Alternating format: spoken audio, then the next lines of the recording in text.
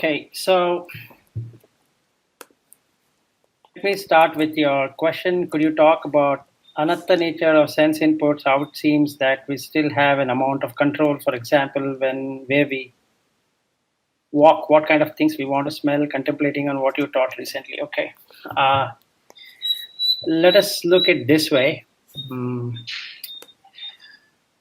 What is the way of anatta, wherein we don't have any control on something? So before we do that, we need to look at the anicca dukkha anatta in some further detail so that we can experience as we talk and discuss, and that helps all of us being here to experience it. So actually anything we do from moment to moment, we have a kind of unsatisfactoriness. That is, we don't find satisfaction either in the food or in the sight or in the sound or in the touch or in the smell. So 5 senses. So which we can observe. Let us say I go to a park for a walk. Okay, and the reason I'm going for a walk is that I have an unsatisfactoriness feeling of being at home. I'm feeling bored, so I just want to take a walk. Okay, and that in turn leads to a kind of fear of not doing it. Let's say we might not do it. We might want to do walk because of health thing,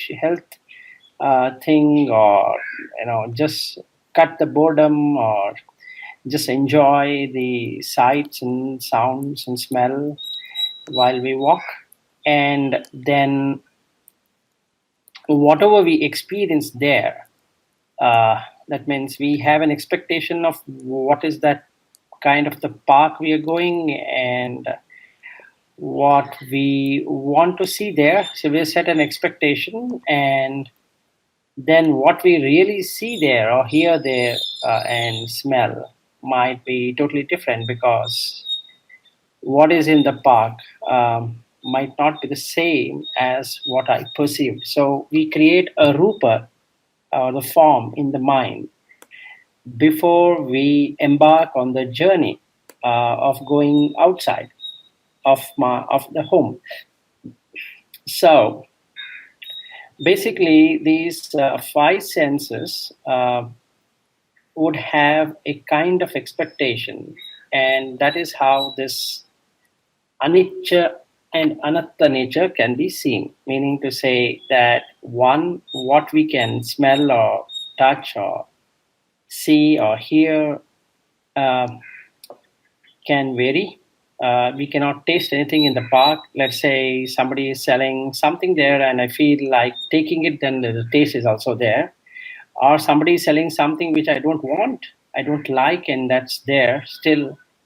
And that is also a kind of vipaka, or the result of that action or the fruit of that action. So basically is expected is going to be there. So let's say I am a friend of one of you, and I'm in that city. So I'm going to ask on what's the place and what it is and how it is, what do I get, and all of that. And then that person sets an expectation on what should I anticipate while I go there. So these rupas, or the forms, the mind creates in a way which it can experience it.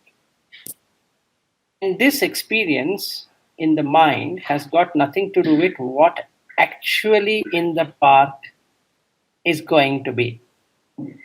Neither any one of you can exactly tell me at this point in time in that park what is happening, because you also have to imagine the last time you went there and your experience.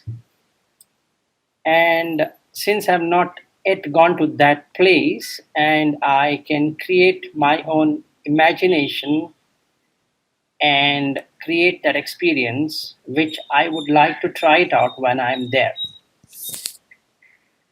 So now I am putting it in my control. So I want to possess that controlling ability to enjoy the way I want to do it.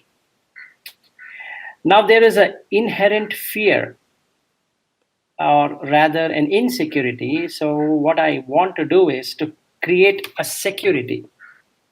So by talking to friends like you, you would guide me on that path and what I can do. So I feel secure because I have not gone to that place or the suffering what I am having. And since everything is anicca nature, in terms of a feeling of unsatisfactoriness or uneasiness, or we can call by various names, but that feeling is going to persist. So we do all the preparation, like the sankharas, to make sure that this feeling can be minimized to a greater extent, and then makes me feel that it is a continuous stream of pleasure. Without that, it is painful, direct painful. So I would do everything to make it a very pleasurable experience. So we have the control in terms of letting go of the very expectation. We cannot control what is not possible in terms of the rupas, how they are going to get established, and in the reality, in the outside, not in the mind. In the mind, I'm conditioning it. So basically, if you see, Buddha talks about two things. He talks about sankata and he talks about paticca samutpanna. So in English, if I were to translate it, it is sankata is English word is conditioned, and paticca samutpanna is dependently originated. So all that we are trying to seek is conditioned by many minds or conditioned by my mind. And that conditioning to persist or has just to work is dependent on the very thing what it is conditioned for. So taking this example is that the control what I want to place is dependent on a state where the condition does not change. If the condition were to change, then I lose control and I get into insecurity zone. In insecurity, then my anxiety or the vexation manifest. Before that, there was no vexation because that condition persisted. So let's say I need to visit this park, and this park has a good fragrance, and everybody says that there are a lot of flowers and they smell good, and then the walk is better and all of that. And I have created that, all the five senses in my mind on how I want to enjoy it. Now, while I'm walking in the park or going to the park, it rains heavily, let's say. And now all my mental fabrication or mental thinking in terms of preparation, which is a sankhara, doesn't work anymore because I was not prepared for that. So I suffer as a consequence of it.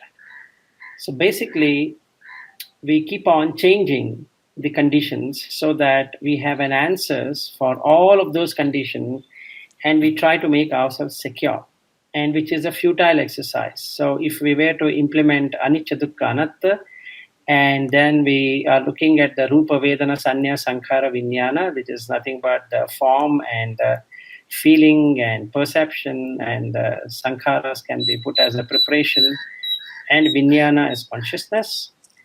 So this mind created images which look real is what the Vijnana can provide, and for that the complete preparation is there. And there's a perception that going to that park is going to give me that loads of happiness, which I have come all the way from India to that country and to that place. So let's say I'm in London and I would like to go on a tube train, or I want to visit the Westminster Alley, or the Golden Gate, or the bridge, or whatever I want to go as a sightseeing, let's say. I have already fabricated in my mind, and I perceive that this is going to be a fantastic experience for me. And I've gone through the internet site, I've seen it in YouTube, I have done all the preparations required for that experience, because I feel these rupas which are going to come in that is going to be exactly what I have dreamt it or imagined it to be. And this is the reason the rupas are always created in the mind, not elsewhere. So that is the problem of anatta, or essenceless, is what Buddha says. He says asara, that is essenceless. And another way to put it is that we don't have any control. So what really manifests outside, I don't have any control. What manifests inside me as an imagination, I can keep on reworking it and re-editing it and doing all that what I want to do. So my mental fabrication keeps on working in such a way that I find happiness in, or the pleasure in, whatever I am seeing. So this aspect of what I want to smell is personally dependent based upon the person's gati or the habit. So some people like one kind of flowers, and other people like another kind of flowers. Some people like a particular kind of smell, and other people have a preference for smell. And all these preferences are again mind made. They are not really out there because they are subjective. So this is again a mind-created fabrication. So all the rupas, which includes the gandha, which is nothing but the fragrance, the smell, are all created in the mind. They basically exist outside as the four elements, and the four upadaya rupa, or something like, they are combined with these four elements. And then what we perceive, that means sanya, what we have, is that Nitya Sanya. That means it's going to exist as I expected it to be, because that's my preference. So basically, we all have certain preferences, certain liking, certain disliking, and the smell or the touch or the taste or the sight and the sound is subjectively based on that particular individual who is interested in enjoying that particular pleasure feeling. So he feels there is a pleasure out there, and he or she wants that to be experienced right now. So two things we covered here. We looked at the anatta nature of it, that is, we don't have any control, but we want to put certain controls on something which cannot be controlled. So we keep on fabricating in the mind to have that control.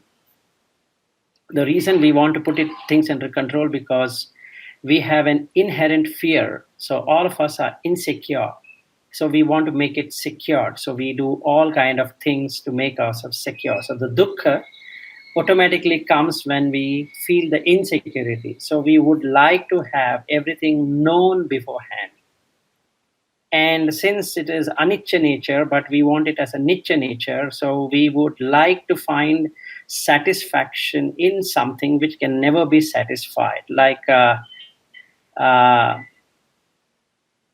Tero puts it like a very nice way of explaining from him, which I've heard, is that it is like a bottomless bucket. So you basically cannot fill up anything there. It keeps on flowing out.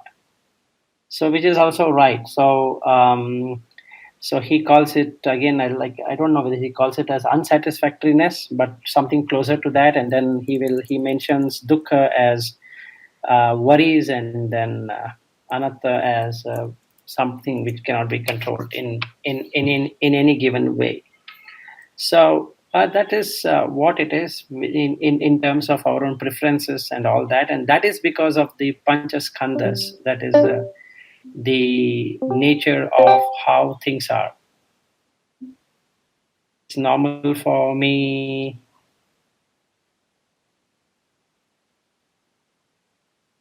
Okay. Could you hear, or did you lose a lot of them? Okay. Yeah, it's okay now. Doesn't matter. Sorry for interruption. It's okay. That's very much okay. So this is basically what it is in terms of how we create the forms in our mind, how we feel for those when we want to experience something, how we then perceive it, because we ask people on their perception, their feelings, and then create that very feeling and perception in our mind, and we prepare for it and create a complete video of it in our minds, which is what the vijnana does. So it brings everything together to experience something which is anicca dukkha anatta. It makes like nitya, sukha, atta, subha. That's what we actually make. So if I were to translate the last one, subha is something like auspicious. So in the quest of enjoying or seeking pleasure through these five senses and four elements and the five skandhas, or the khandhas, we are the heaps of what we are getting, and they're just memories, but we create a video of that. It's just like a movie created out of different frames, and the movement is created by the vijnana. So we believe that what is seeing in the mind frame is exactly what is being experienced outside. So when we see that it is not there, it directly puts onto the dukkha, because that is a real fact of life. That is the unsatisfactoriness which is there, that creates a fear and a kind of insecurity in us, that we need to enjoy that, we need to get that. So because we have set an expectation in the mind. If there was no expectation, and then it doesn't matter what we smell, what we touch, what we taste, what we see, and what we hear.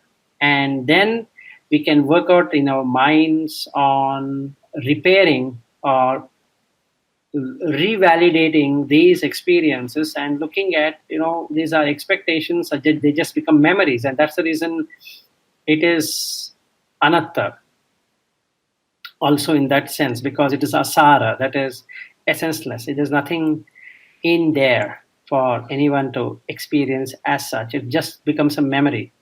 Just like, if I visit a particular place and after half an hour, then the place where I was, now the place where I am becomes a memory. I can only reflect back and say, I was in so and so place.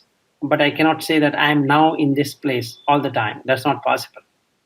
So everything, just like when it started, now I can say I covered this aspect, but I can never say I'm still covering this aspect. So this present keeps on moving and becomes like the frame of a movie, like it keeps on becoming past. So that's basically it. I would, if you have any questions relating to that, I can then answer. I think somebody here in this call wanted to know about this Mahasatipatthana Sutta. Do you want to go through that? Now, what should we cover?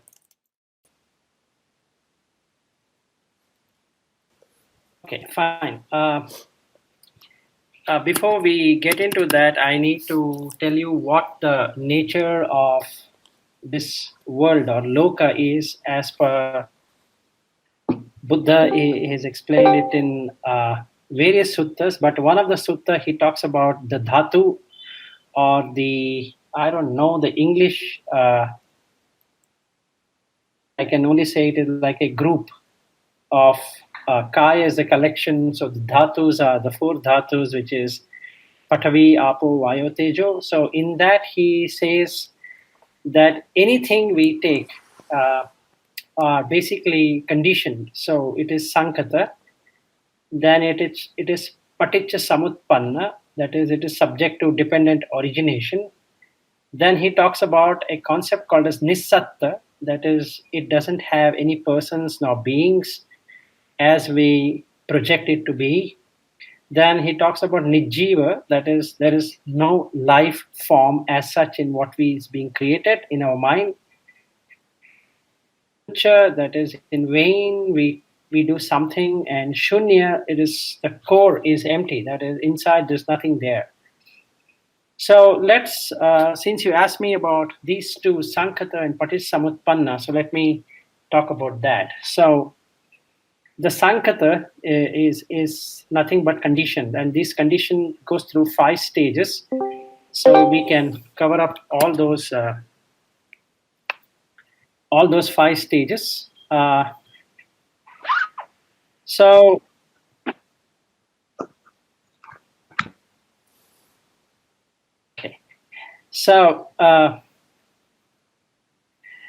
we have something called as the birth of that condition. So, and then there is growth, and there is maturity, wherein somebody can basically enjoy that very condition, and then it starts reducing and it goes away. So it passes away. So that's what is the Sankata it's all about, or the conditions. So let's take an example.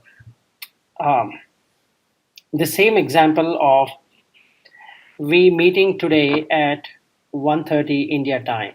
Okay, so there is this starting or the arising of this condition, but it is also dependently originated. It is, has a paticca samutpanna, that is, that it goes through the paticca samutpada life cycle, or the dependent origination life cycle. So we'll see how this basically works. So we're supposed to, meet at 1:30. So we need to prepare. We need to do a lot of things, and I have no idea on what the topic I'm supposed to be speaking on or clarifying and all that. So I'm a little bit in anxiety mode, or an insecure mode, let us say, presently. And then there's an arising, and as we start the topic or talking, and then we got to hear what the questions are. So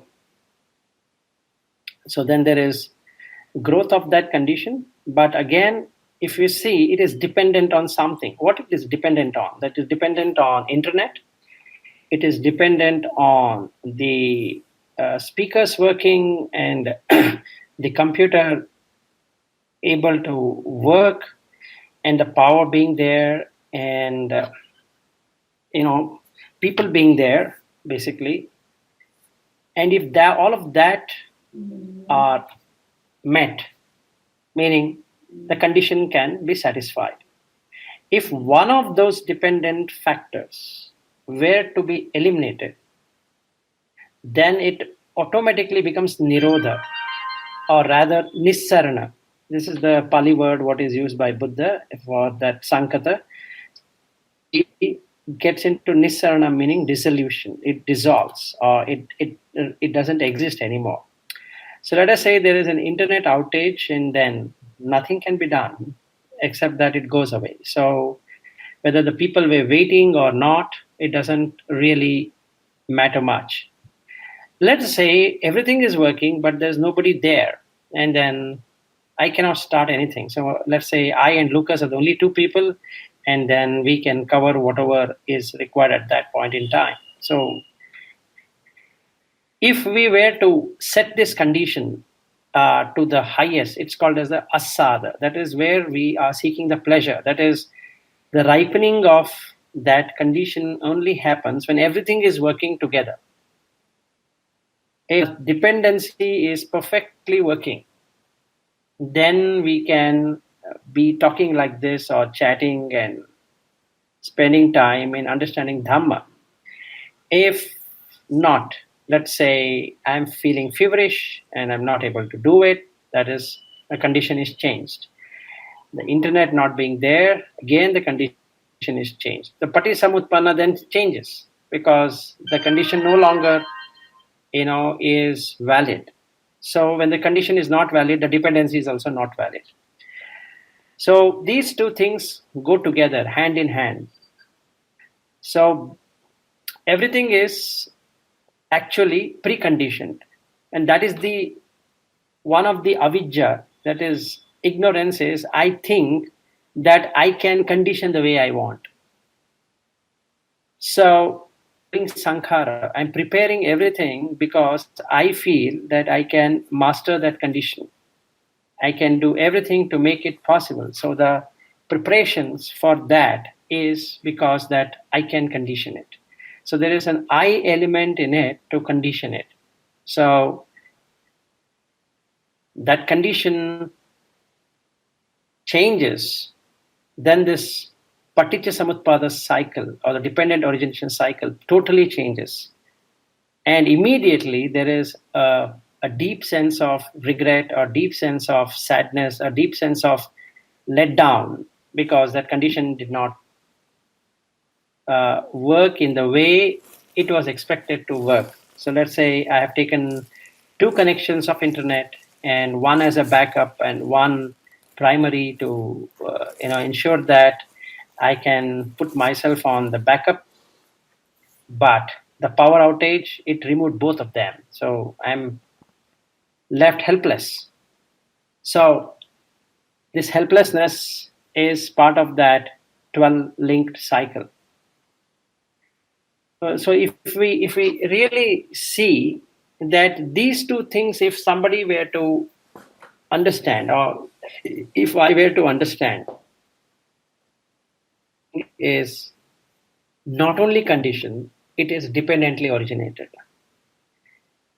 So any activity we do as a preparation and as a delivery of it, they have to undergo that very condition, which is it's self-dependent upon. I could answer Lucas. If you still want me to go some more detail, I can actually do that. Okay, you want to have more details? Okay, good. So let us take our daily life, what we do from morning till evening.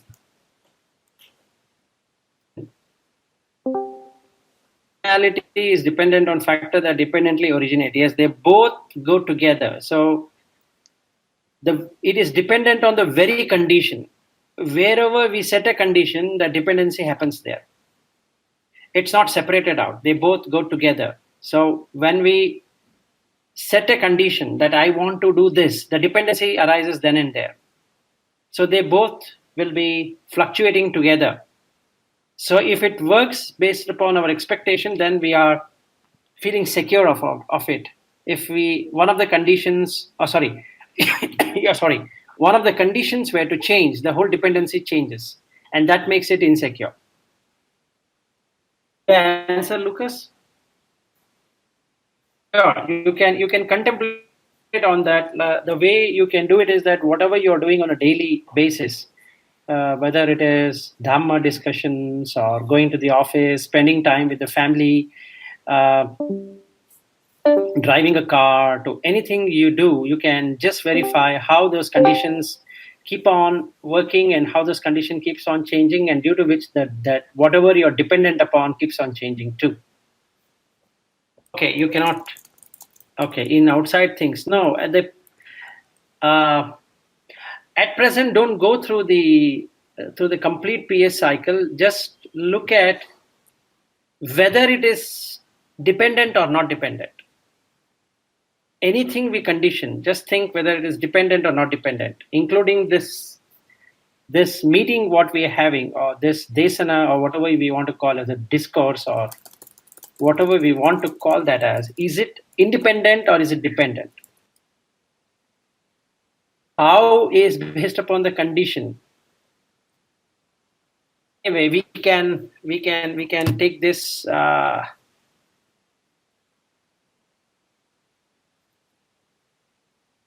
side of the same coin. Yes, it's not the two sides of the same coin. It is like this: they both enter together, stay together, and exit together.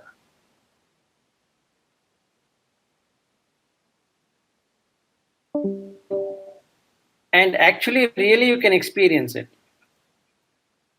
You've been experiencing that, basically. Yes. Nibbana is the only thing which is unconditioned, and that's the reason it is not dependently originated. Everything else is conditioned and dependently originated. So when we say we want to experience Nibbana, it is to remove both these two bondage. These are the bonding. One is the conditioning, and another one is a dependent origination. Okay, what's the next topic?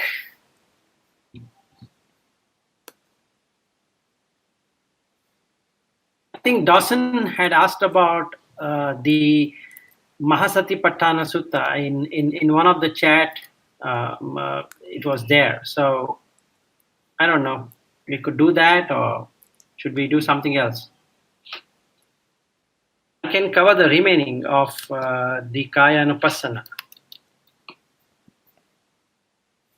Okay, fantastic. So there is something called as Iriyapata Pabbam. That is, Iriya is what I can say is a person who can know where is he going, where is he sitting, where is he doing what. So different body parts contemplation.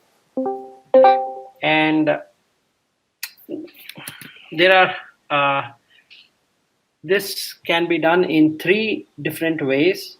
Basically this covers for a puthujana, or just a person who is a normal person who has no Dhamma. And secondly, it is for a novice or a person who has started his journey into the Dhamma. Third one is a person who is basically established in Dhamma. So all the three of them can really do it in the way what is being said. So first, let us cover something on a normal person who has no idea on the Dhamma. Then we will see a person who knows something about Dhamma but still not comprehended it. And then we will go to a person who has comprehended it. So basically, Mahasatipatthana Sutta works in these three formats. So whether we take a breath contemplation or anything we take out of it, it is based upon that. So we cannot go to the third one directly because we need to set the mind in that way. So I will be covering all the three of it. So let's go with that. So what he says is that, do I know where I'm going, or I'm just going because I'm just going? So generally, a normal person doesn't know. He goes for a walk and he has no idea where is he walking, because his mind is filled up with different kinds of thought processes. And he has a ditti, he has a mana, and he has the tanha. So that is, how could I explain this in English, is that ditti is the view, and the mana is vanity or pride, and then the third is tanha, which is the craving. So eso mama, this is mine. Okay, and that is where the tanha craving is. So we keep on accumulating the rupas. The rupas consisting of Pathvi, Apo, Vayu, Tejo in combinations, and that gives us a kind of experiencing in the mind. Okay, so let's say iPhone, or let's take a TV or a car. Let's say a BMW car, and I'm obsessed with the BMW car, and then my mind is filled up with that possession. Sorry, so there was a call. Okay, so basically I have no idea on where I'm going because my mind is fully filled with these thoughts. So the awareness is not there. So I want to go and buy. I'm planning for it, and I want to take a mortgage, and so many things are running in my mind, and I'm looking at how to get the money and buy my favorite BMW car. Okay, and then in that thoughts, I really don't know where I'm standing and where I'm sitting and where I'm lying down and where my body is, what it is doing. So I might be shaking my leg, or I might be shaking my head. I might be eating, I might be drinking coffee or tea or whatever it is. And then I have no regard for the body at all because I believe this is a body which is going to be there all the time. So I need to possess this, I need to achieve this, I need to do that, and I need to enjoy and all of that, right? So this is what I am contemplating at this point in time. So when this person comes to the Dhamma for the very first time, shaken by this anicca nature, because now he has reached here because he has suffered a kind of dissatisfaction that even after doing all of this, he could not achieve what he wanted to do.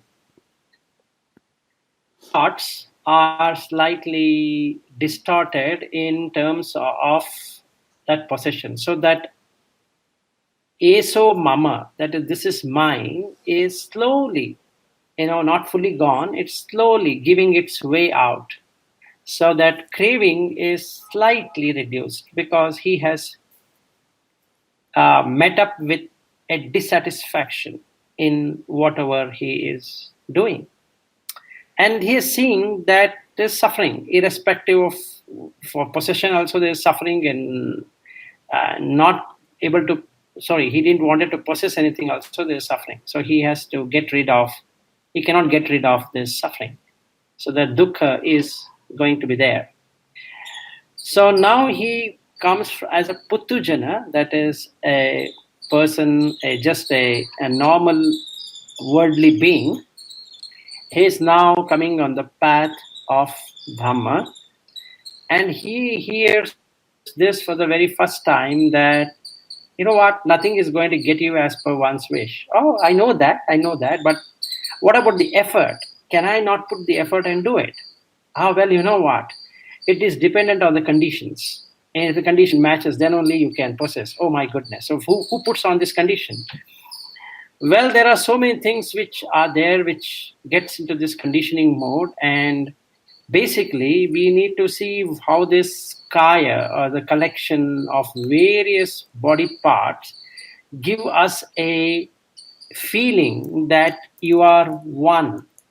Let's say my name is Vilas, but this has different body parts. There is an arm, there's a leg, there is a torso, there is the head, and then the shoulders, and we have so many names for that. And all of these added together becomes Vilas. If one of them were to misbehave, and then the pain is going to start. So this I will understand. At that time, there is an awareness. And this awareness will help him to know where is he going and what is he doing. So now he starts contemplating, oh my goodness, I am going to a park. I'm not going to the BMW showroom. But my mind is filled up with BMW car, but the place where I am walking right now is not BMW showroom. It is the, I am in the park. And he tries to see that, oh my goodness, I'm standing on the road. I'm not even inside the park. I'm standing on the road. I'm daydreaming. And then he wants to lie down and is in his home, and he knows what is happening in his mind. He's still dreaming about that car he wants to possess. And he is also looking at how his body is getting disposed of with various things like, scratching his head and scratching his body because the mosquito is biting or something else is happening. He's wearing his shorts and he's wearing his t-shirt and all of that. So earlier it used to happen like an automated response. Now he's saying that there's something here to see. That is, as I turn the body parts, the mind will first change these events and then the body is going to change. It's not the body changes first and the mind changes. No, it is the mind which says, it gives command to the brain to do something. And then the brain sends this information to the arm, to the leg, to different parts of the body to work as per what the mind is saying. So initially he thought that he's doing it, and now he finds that he's not the person who's doing it, it's the mind which is doing it. So his very first time he's perplexed on how these things are happening. So then he finds out that inside and outside, that is, I always thought that I'm doing it, and then it is doing by itself. So let us take an example. It's a hunger. I say I'm hungry, but who created that hunger? Now this is where he contemplates. Oh, how did this hunger come into existence? Now he knows whatever he has eaten has got digested. Now he will go further. He'll look at what is this eating in the first place? What is he eating? He's eating actually nutrients. And that is called as oja in Pali. But basically everything has nutrients. So now the food stuff, what has been brought to him, has solidity. That is Pathavi, Apo, Vayo, Tejo. All the four elements are there. So he's eating nothing but the four elements. And the four elements will get exhausted. They keep on changing, and then ultimately that energy, what was there, gets exhausted, and then he again feels hungry. Just like I'm talking here, if I don't have a fan, and then because of the heat generated by the body, I'm going to sweat. Okay, so this is what I will realize, that it's not I who is sweating, it's because the body is, using up its fuel. There's a heat generated, and then I am sweating. Or the outside temperature is hot, and the inside temperature is also hot, and I'm talking, and due to that, I'm actually sweating. That is, I am not sweating, the body is sweating. So he will look at this kaya in that way. So the very first time in his life, he is able to see how outside, that is all people, and he inside, that is in his body, how they both are doing the same thing. Depending upon where you're sitting at this point in time, whichever country you're in and all that. So it depends on you're at present in winter, so you are going to wear a lot of warm clothing. But I'm here, it's hot today, so I cannot wear a sweater, or I cannot wear a jacket or anything like that, and I need to wear a short and a light t-shirt, because otherwise I'm going to sweat like crazy. So it's not that I wanted to sweat. It's not that you wanted to wear the jacket or the warm wear. Basically, you didn't want to do anything, but then the outside temperature is such that you need to do something about it. So that's how this person from a Puttujana who has now got into the Dhamma is going to do. Now we see the third person who has matured in Dhamma, who knows what is Dhamma, and he has got to see all of this, what was said. Now this person gets into pure awareness. He knows these four elements in and out. He knows the nutrients, and he knows the factors, he knows the conditions, and also he knows the dependent origination of how these arise and how they pass away. So what Buddha calls is called as Udaya Vyaya Jnana, that is arising and passing away. So he has understood that. For that person knows, he says Gacchami ti pajanati, that is, he is completely aware on where is he going. Is that there are no thought pattern as an expectation for him, because he has understood the anicca part of it. He has understood the dukkha part of it, and he has understood and comprehended the anatta part of it. And he has also comprehended very clearly how in his mind he creates the rupas, and how the vedana arise, and how the perception arise. That is, vedana is the feeling, and sanya is the perception. And what all preparation goes along with that, and how this consciousness, the vijnana, creates the magic of sieving all the things together and bringing up the experience and trying to show that this is what you wanted to experience. So he is now knowing where is he going, where is he standing, where is he lying down, and how his body is getting disposed of. Okay, whether he's yawning, or he's sitting, or he is scratching his head, or doing whatever he is doing, and he is aware of all of them. And then he knows that inside this kaya, he doesn't own anything at all.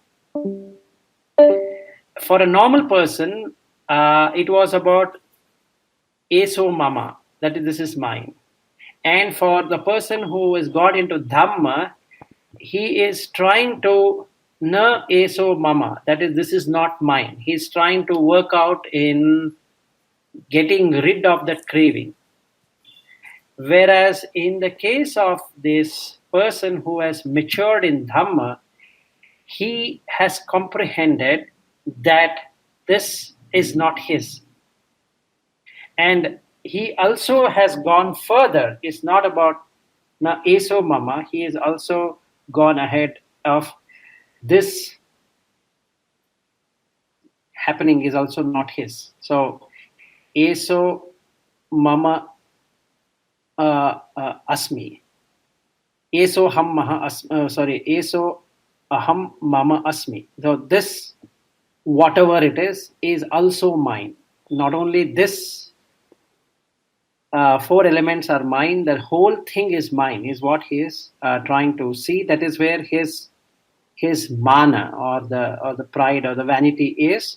And then the third one is eso, that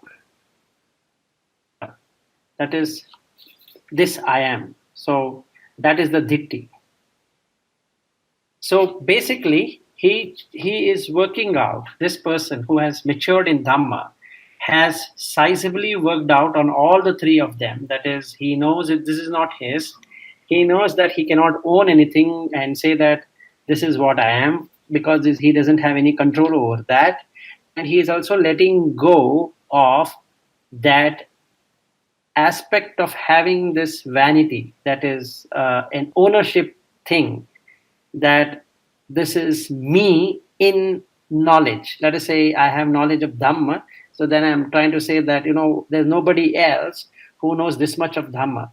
So this is what I'm, when I say Eso mama aham asmi. That is, this is what I am. I have developed so much. So that is the mana. That goes off when we get into arhat state. Till that time, it keeps on reducing. But what this person does is that he gets rid of these two: the tanha, the craving, and the idea that he exists in this. That he will lose, and because of that, his iti ajattam va kaye kayanupassi viharati. So now he knows the nature of this body. When I say body, it's collection. So kaya is the collection. So he knows the nature of it. The nature of it is that everything is dependent. That's the nature. It is dependent, not as an dependent only. If that was only dependent as dependent, we could have done something about it, but it is conditioned also. So the skin is conditioned, the different body parts are conditioned, the hunger, the thirst, and this and that, everything is conditioned. And because that condition exists, there is dependency on it. Otherwise, it would have become independent. Even though it looks independent, the body parts look independent, but they're dependent on a particular condition. So if I'm going to sweat, let us say as an example, versus you are not sweating, the only reason why I'm sweating and you're not sweating is because the condition here is that I'm talking and I'm sitting in a tropical climate. And since it is having a cloudy environment and with humidity, I'm sweating more. It's not because I wanted to sweat. It's not like that. So that my wish of not sweating or my wish of sweating has got nothing to do with it. It's only the hetu phala, so cause and effect. So this law of causation is working, and that is the reason I'm sweating, not because I wished that I have to sweat. Just like when we go to a gym and then we think that, by doing this, by doing that, we're going to reduce the weight. It's not true. What it is that the body fat keeps on reducing as we heat it up, just like a wax brought near the fire or to the lamp, and then it starts to melt. Of doing it did that. So he finds that whether inside or outside, that is in terms of Bahidha is the person whom he's seeing next. So let us say you all have logged in and have not seen you personally, but we know we all are humans and we sweat and we don't sweat, we eat and we drink, so we do the common stuff. So if I'm doing all of that, you're also doing exactly the same. It's nothing that you're doing something different than what I'm doing. So now I can see this body in this way because I've established myself in Dhamma. So one, a person who has never entered into Dhamma. Number two is a person who has started into Dhamma. Number three is a person who has established himself in Dhamma. So this is how the Idiyappabba is all about. So then he talks about the origination of this body, on what basis it is arising. And here is where we need to know about this condition and the dependency. If we don't know that, then it becomes slightly complicated, because he says, Samudaya Dhammanupassiva Kayasmin Viharati, Vaya Dhammanupassiva Kayasmin Viharati. And then he says, Samudaya Vaya Dhammanupassiva Kayasmin Viharati. What it means is that the origination and the cessation are not only dependent, they are completely conditioned. So if we know these conditions, arising and passing away, is dependent on a condition, and not because somebody is wishing it to be like that, then the person has put his complete faith in Dhamma, because he is able to see it, that it is not because somebody liked it, it is like that. It is because of condition. Now the question comes, what are these conditions? And one of that condition is karma, or the karma. If we take Sanskrit, it is karma. If we take Pali, it is Karma, if we take English, it is deeds. So deeds of the past, deeds of the present will give a particular vipaka, which is the fruit. So this condition, what we are talking, Atangama, Atangama, Asada, Adinava, Nisarana. This is in the Pali, which we covered earlier on the Sankata. So Sankata is the conditioned one.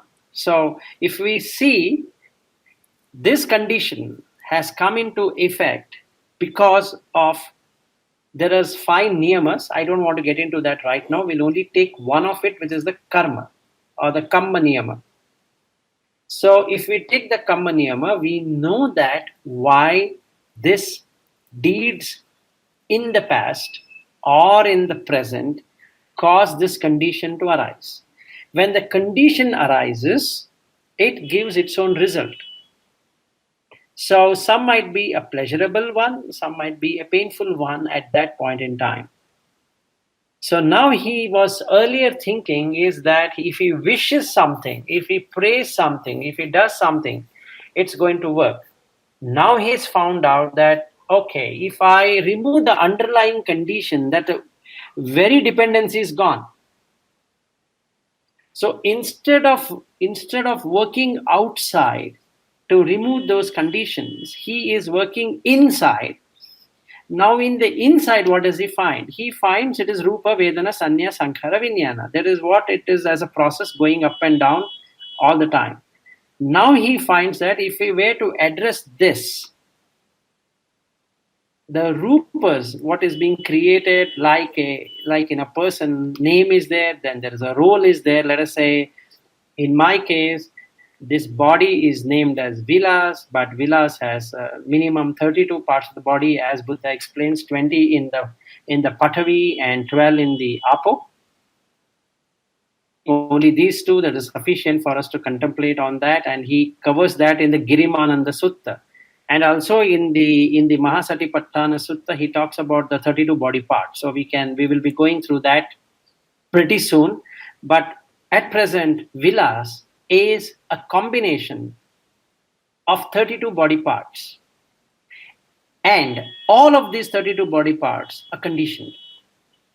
There's not even one body part in Vilas which is unconditioned. And it is dependent. It's not independent also. So the Samudaya Dhamma, that is how this whole thing is arising, that is the Dhamma here is the phenomena, not the teaching. The phenomenon which is happening in the body is arising because of the condition. Just like the hunger has arisen because the 4 elements got diminished to a level that the body is craving for replacement of those 4 elements. Not because I had to eat something. It's not true. It's replacement. So if I am thirsty, then again the same 4 elements have got reduced. In this case, the liquidity has got reduced. So I need to fill it up. So I need to drink water. I might drink Coke. I might drink coffee. I might drink tea. It doesn't really matter. What is that I need to do is to fill it up. If I don't fill it up, then the body disintegrates automatically.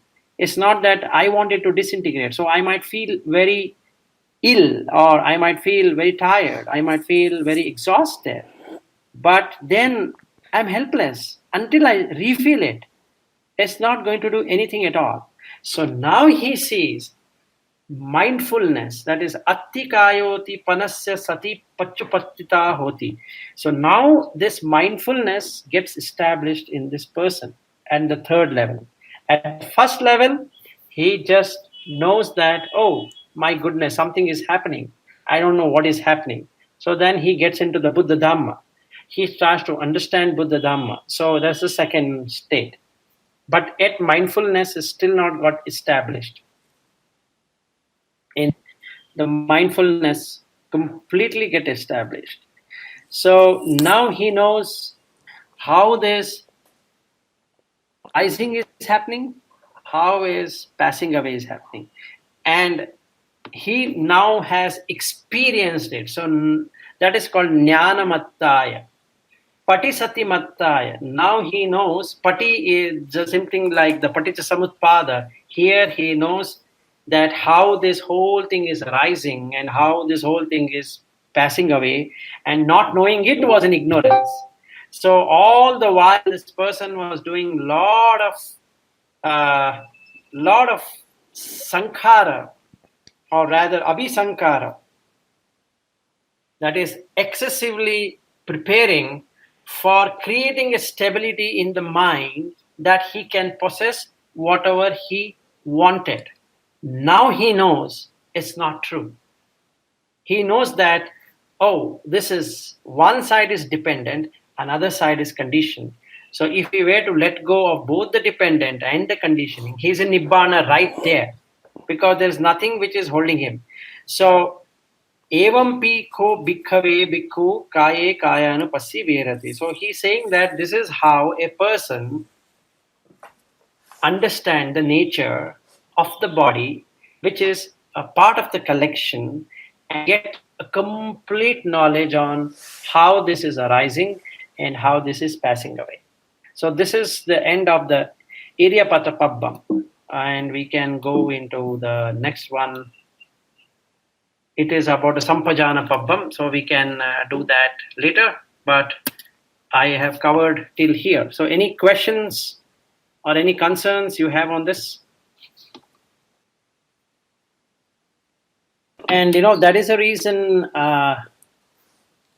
Buddha in the Girimananda Sutta talks about the Nirodha Sanya, Viraga Sanya, and that is what the one of the karmasthana what Venerable Abhayatero does. It the etan santan etan panitan yadidan sabba sankhara samatho sabbupadi patinisaggo tanhakkayo virago nirodho nibbanati. So this is where that unconditionality comes into existence, and then we have not dependent on anything. So if you really carefully observe, he talks about two things there. He says sabba sankhara samatho and sabbupadi patinisaggo.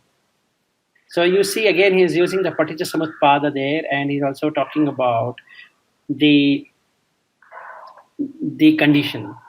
So we are doing the sankhara because of the conditions. If we were to be aware of the conditions, we wouldn't have really done any sankhara. Because we don't know the conditions, we do the sankhara. So he says, Sabba sankhara samatho. Sama is equal. Samatho is having mind tranquil over all the sankharas. Be a good sankhara or a bad sankhara, they ultimately produce some results which might be towards a liking and not liking. So sabba sankhara samato sabbupadi patinisaggo. So now upadi is nothing but created, or utpada. The original word or the root word for that utpada, which is developed or created. Sabupadi patinisaggo is that because we create something, we want to store that, or we want to hold that, or we want to make it matured and enjoy that. So that is the asada, or the pleasure cycle. So basically, if we were to give up that, pati nisaggo, that pati is bonding. Nisagga means removing that bonding. So if we were to remove with those very conditions and dependencies, then immediately you will have viraga, that is you are dispassionate. Nirodha, that is you don't have niruddha, that is arising. Nothing arises then, because we've basically given up those conditions, and the dependency no longer works when you've given up on the conditions.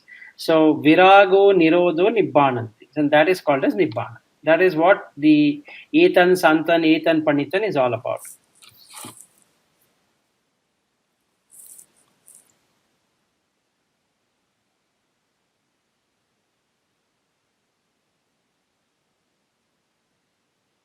Any comments on that?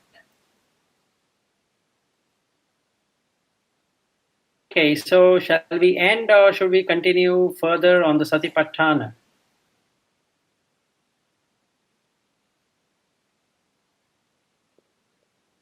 Okay, so if all of you are enjoying it and contemplating on that, we can continue further, and I'm happy to do that. Again, we'll look at the Kayanupassana Sampajana Pappam. So this is again for three, one as a Puthujana, one who is on the path, and one who has established himself on the path.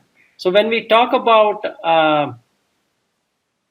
a person on the path, Buddha uses a particular word called as sekha. Sekha is a novice or a person who has just started, or one who's learner or learning or an apprentice. I think the best word to use in English is apprentice. So a person, a normal worldling called as a Puthujana, and a sekha who is a person who is an apprentice. He's working under someone to learn it. And then we can have a person who is established. And when we say established, the person knows the Dhamma. He can be in a state of sotapanna, a stream enterer. That means he has understood the Dhamma. He can be a sakadagami, meaning to say that one who has established to a level of reducing the kamaraga and patigha, that is the sensual lust and the aversion towards certain things. And his possession orientation has literally gone. That is, he doesn't want to possess anything anymore. So that is the state of a sakadagami. Anagami is a state of a mind state of the person where he has totally eradicated all the five fetters, which is three fetters would have gone when he became a sotapanna, and the other two, that is kamaraga and patigha, is completely eradicated. So generally,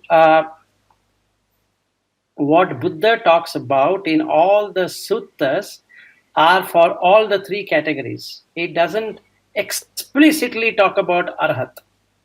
So if you deeply look into it, there are very less suttas who talks about arhat.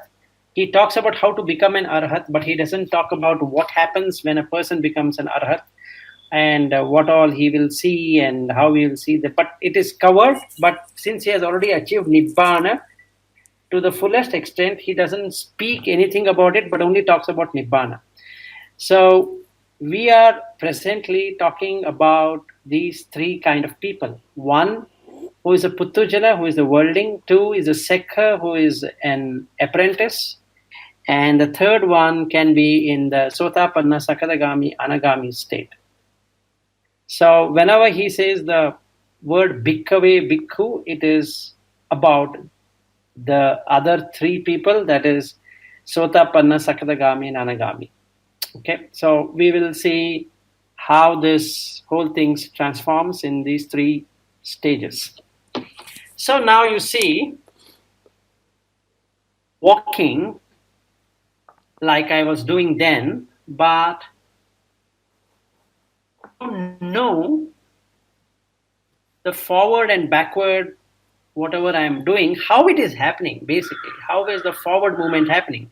How is the backward movement happening? I am feeling that I'm doing it. I'm walking, and that because of walking, I'm going forward, I'm going backward, and all of that. So that is the state of a normal worldling. He believes that he's doing it. So the Sakkaya Ditti is 100% in that person. So basically, that is what it is all about.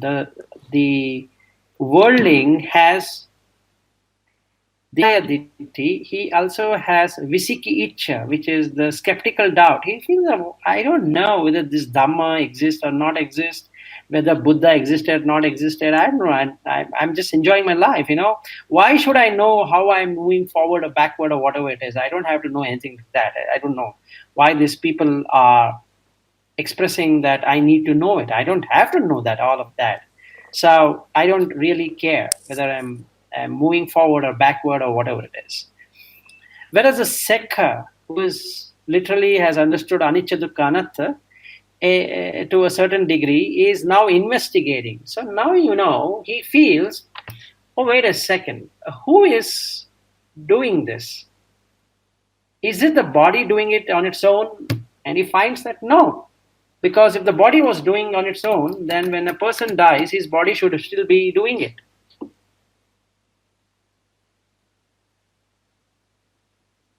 The death, if a person were eating something and he didn't eat sometime, his body will start to tremble.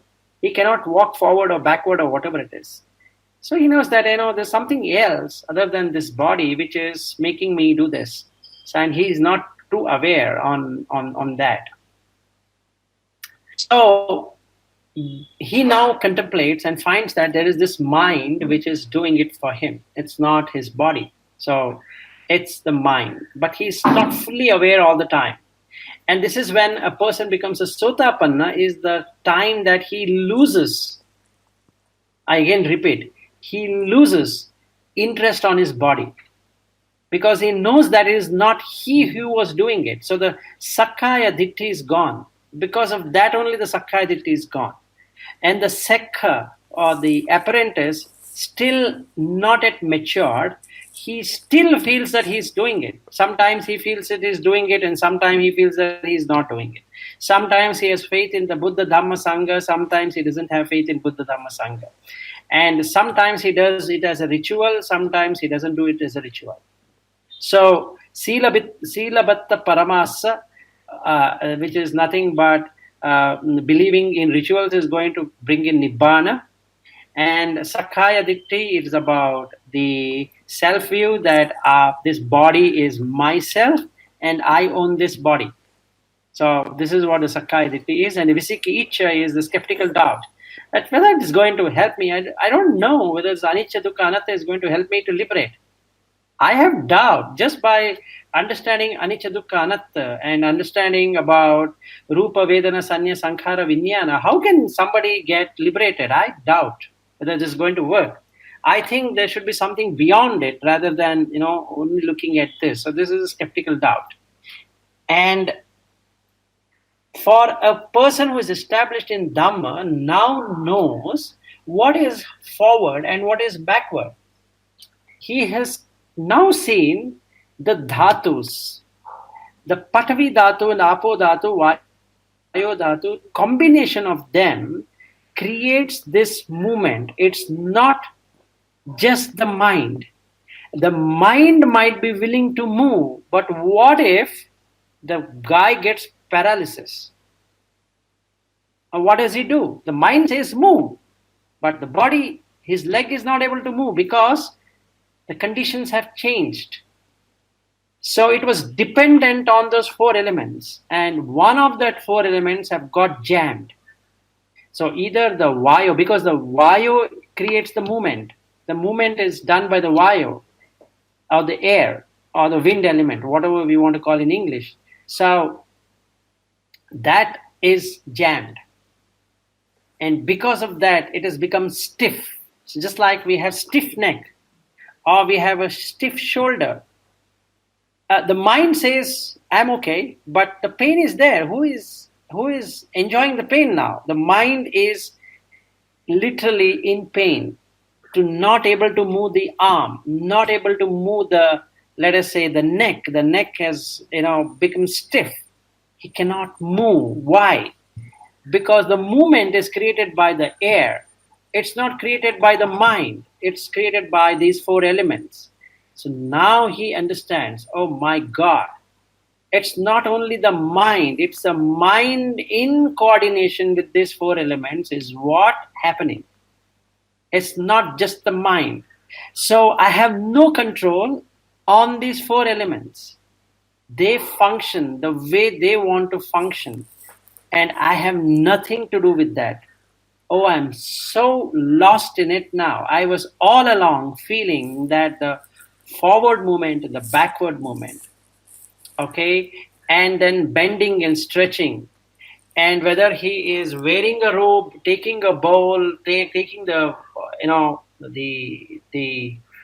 making the robes, just like in our case, he's talking from the bhikkhu point of view.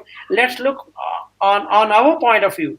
We have to wear a t-shirt and we have to wear a sweater or a jacket if we are in a warm, in a cold climate, and then we have to cover ourselves up. And if we are in a hot climate, we cannot do that. We need to open up everything, right? And then be on our minimum clothing. But now he knows that why I have to wear winter wear. Because not because I want to wear, it's because that it's cold. And why it is cold? Because of temperature, not because of anything else. So the body has to maintain a particular temperature. And the outside temperature is lower. So he knows, oh my God, this is what I am doing. So he's now in full awareness and he knows how these thoughts are coming. That's the beauty now. He knows based upon the temperature that conditioned thoughts will arise for that person in his mind to wear warm clothing, because he's not able to tolerate that temperature. So he will put on the heater, he will wear a warm clothing. And so the person is in a hot climate, he will not have a heater, he will put an air conditioner and reduce the temperature to whatever the temperature he wants to have, and then go on his shorts and t-shirts. It's not because he wanted to do it. So then he finds, okay, let's see about eating and drinking. Oh, is that based upon what I feel? No. It's, again, the hunger is not in his control. So in eating, in drinking, in chewing, in tasting, he is in full awareness on what thoughts are coming and going. Because those very thoughts are dependent on the outside condition. What's the outside condition is the availability of the food, where is he eating, what kind of place it is it a restaurant, is it a home, it is somebody's home.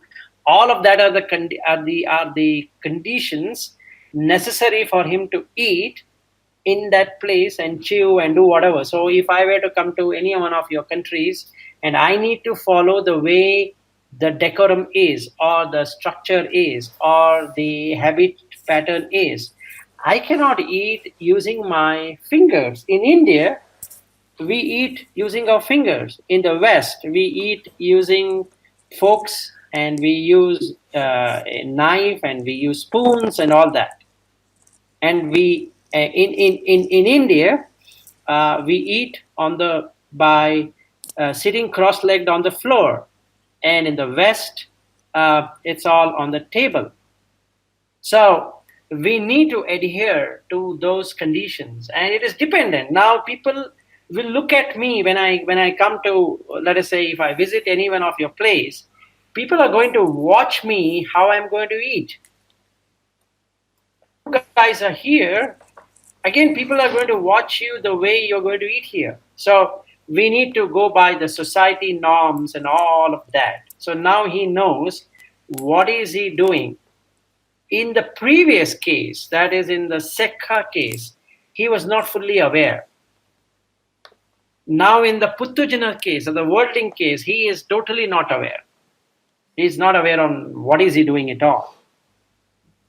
And that is the reason when the English translation is done on the Mahasatipatthana Sutta, they don't know why Buddha has put this Uchara Passava Kamme, that is passing stools and urine. How that is supposed to do with Sampajana Kari Hoti, that is he comes into some, that is Raga Dvesha Moha. Pajana is to know, Pajana is to know, and Kari is the work, what is being done. Then somebody might think that when I'm sitting on the toilet pot, what's that I'm going to do? I'm just shitting, or I'm just going for urination. But why this? Here, if you really see, the arising and passing of the condition can be seen. The arising of what? The arising was a particular kind of food which was prepared in a particular kind of way. And it was not only conditioned, it was dependent on the very condition. But when it is coming out of the body, in what way is it coming out? It's not in the way as it was as an input. It is totally different. And we don't even know, we cannot differentiate what we had eaten. So that is the contemplation, what Buddha is really asking us to do in this Sampajana Pabbam. Because if we do that, then the person can see how these four elements, the food was of four elements, changes the form, changes the shape, changes the color, changes the smell, changes the nutrients when you're going for stools and urine. You can really feel that. It's not the way we had taken it, but it is not at all the way, and we cannot predict the way also in what way it is going to come out. In just 4 hours, 5 hours time, a person, when he defaces it, it cannot be even found out what he had eaten, let alone what it is. So if we were to observe it, if we were to really observe it, when we sit on the toilet pot, we can instantly get into unconditioned approach, because it's not as per one's expectation. It's not only that, there's an unsatisfactoriness in that, because we are not actually attached to it. But while eating, I was attached to it. But while I'm defacing, I'm not at all attached to it. When I'm drinking water, I'm drinking Coke, I'm drinking beer, I'm drinking wine, I'm drinking so many things. The mind is enjoying it. But when it is coming as in urine, yes, it's coming as water, and with so many other different things, and smells different. So what was taken is something different, and what is coming out in just few hours from the time it was partaken, it is so different. So if somebody were to contemplate on that, instantly that person will transform from, let us say, a sekha or an apprentice. He will immediately go into this sotapanna, because he loses the interest on the body. The sakkaya ditthi is gone. Now he sees, oh shit, wait a second, oh, this is what I had, and this is what is coming out. My goodness. I was all along thinking that I am the person who is doing it. Now it is not. I've got nothing to do with that. So when it is not true, then what's the point in attaching to it? So when there is no attachment to that, what is the point in craving to it then? So the craving is part of the attachment. So then the person doesn't hold. If he doesn't hold it, he loses visikiccha, or the skeptical doubt. So with the skeptical doubt and the sakkaya ditthi gone, the sila vitta paramasa, which is nothing but rituals can give me nibbana, is gone forever. Because I know that what I'm eating and what is coming out are two different things. Whether I wish it, I don't wish it, whether it is this way or that way, or whether I ate meat or I ate vegetarian, I ate this one and that one, it was so nice and this, all of that, eventually, when I go in 4 hours time or 3 hours time or 1 hour time or whatever it is, it's not the same. I have no control over it. And I also don't have any control over the quantity of it. I might keep on urinating for quite a bit time. I might urinate very less. I might go for defacing for a long period of time as a constipation, or I might do it immediately. I have no control, basically. It doesn't matter. I'm this far, and then I'm knowing that in going, in standing, in sitting, in sleeping, in walking, in talking, in maintaining silence, I exactly know what is happening. So as a Puttujana, I don't know. I need to be told. In a sekha, I'm learning, but as an established person, as a person established in Dhamma, then I am getting to know what it is. So I'm now become a bhikkhu in my mind. I have become a bhikkhu because I'm established. As a sekka, I am not established. As a bhikkhu, I am established. So he can contemplate on everything relating to his body, and now he knows what's the meaning of body is. So then he knows the ajatta bahidda. All along he was thinking that he is something special and others are not. Now he finds others are also doing the same thing. He is also doing the same thing. So there is nothing special about anyone. So the body is not something where he can adore it anymore, any longer, because he has lost that ditti. Sakkaya ditti is gone. Visikiccha is gone. Sila Vitta Paramasa is gone. So when these three things are gone, the only thing which remains in that person is a little bit of anger and little bit of desires. And that he can work it out, and he finds that other than that, any possession I'm going to have is only retracing or reacquiring Patavi, Apo, Vayo, Tejo. That's all what is he acquiring. If I buy an iPhone, if I buy an iPad, if I buy a Mac, if I buy a TV, if I buy a home, if I buy whatever, if I have friends, if I have enemies, if I have relationship, if I have wife, if I have children, and if I have husband or whatever it is, it's all only four elements. Nothing else is there. I might call them as different names. I can call it as an iPad. I can call it as something else, but that is called by Apple.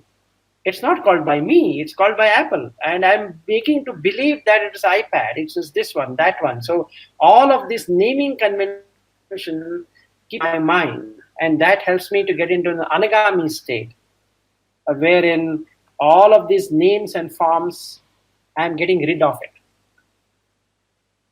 I lose interest in the Kama Raga and Patigha, just like I lost interest in the Sakkaya Ditti, Visikiccha, and Sila Vitta Paramasa. I am losing interest on these two factors, that is the Kama Raga and Patigha. With these five things going, he is fully realized on these kaya. So then it becomes very easy for him to go deeper now inside kaya what it is. So now he looked it from an external perspective, and he came into an internal perspective. Now he understood how these body parts are moving and what is happening. It's all because of, not because that he's doing it, it is because of these four elements. Now he contemplated on the four elements, and now he knows that every movement is conditioned, every movement is dependent. Not only it is conditioned, it is also dependent. The hand is dependent on something. This body is a condition of these: heart, lungs, liver, intestine, hands, legs, or whatever we have are dependent. The movement is dependent. The sitting is dependent. The standing is dependent. Everything is dependent, and everything is conditioned. So basically, he knows that, wait a sec, I now know, oh, I am dependent, I am also conditioned. So if these two, as long as these two exist, the samsara is going to exist. The moment I give up this, no longer can exist. So that is what he is going to do when he gets into the patikula manasikara pabbam on the Kayanupassana. So I just want to know any questions on so far whatever we have covered, or is it sufficient for today?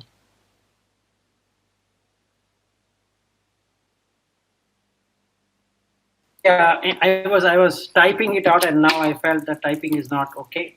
So let me answer Lucas. Yes, it is conditioned. Should be in good condition, and you should be feeling hot in the mind because the body is sweating. So your mind will feel that the water is coming from your body and it wants it to get evaporated. So then you put on the fan. So it is conditioned, and if you see, the heat generated is dependently originating. So your arm, your legs, and all the whole body parts are conditioned in a particular way. So if you take two human beings, two people sitting next to each other, one person finds it very hot, another person doesn't, because the condition differ in the body. But whatever it is dependent. So whatever condition prevailed at that point in time for that person A, he will do what he wants to do based upon his thoughts, based upon what the mind is saying, and then the body will respond to it because it is dependent on that condition. So a person A might put on the fan or put on an air conditioner and set the temperature. Let us say, if I'm talking in centigrade, he will put it at 22. And another person B, because his condition is not equivalent to A, and it's his dependency on that condition is totally different than A, he would like to have the temperature set to 25 degrees because he's feeling it cold. Okay, so his mind will then respond to that person A. So he uses the Vachi Sankhara now. So first he talks himself in his mind that let me talk to this person, asking him to increase the temperature. So he will then negotiate with that A, saying that, you know what, I'm feeling slightly cold, so why don't we make it at 25? And A will say, oh, you know what, you can wear a sweater, but I'm finding it very hot. So ultimately they have to agree with something, and let's say he puts on sweater or the jacket, and this guy is blowing the AC at 22. So if you see these two, the condition of A is different, but it is dependent on that condition. The condition of B is different, but it is again dependent on the B's condition. The mind, based upon this dependency and condition, will react in a particular way, asking to do something on the body. If the person is not aware, let us say as a Puttujana, he will just talk to that person, he doesn't know why he has spoken, and then let us say whatever happens, and after that in the story.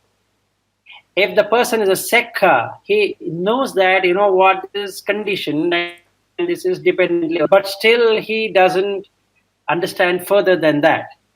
If the third kind is a bhikkhu and he knows in and out of it, either the Sotapanna or Sakadagami or Anagami, he knows all of it. So he knows why is he feeling cold, why is he feeling hot, why and what is conditioned and what is dependent. He will be knowing all of that. So his reaction to it is totally different than the other two.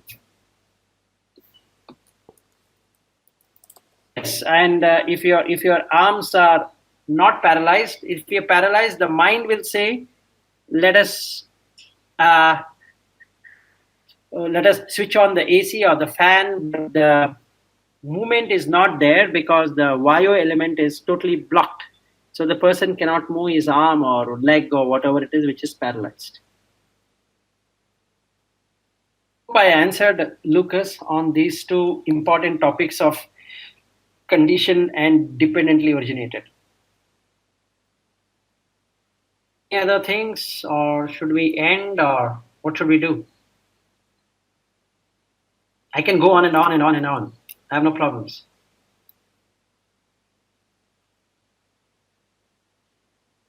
Yeah, I think I also agree with that. Yeah, we need to break and assimilate, contemplate before we move into the next of that.